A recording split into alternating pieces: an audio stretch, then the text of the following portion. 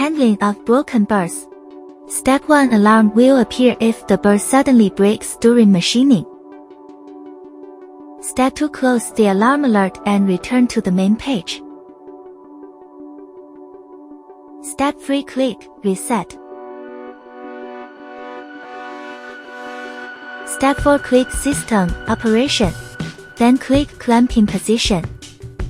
Waiting for bur and spindle reset to complete. Step 5. Click Loose Clamp Nut. Step 6. Remove the broken bur. Step 7. Replacement with new bur. Step 8. Click Loose Clamp Nut. Step 9. Click Tool Setting. Replacement completed.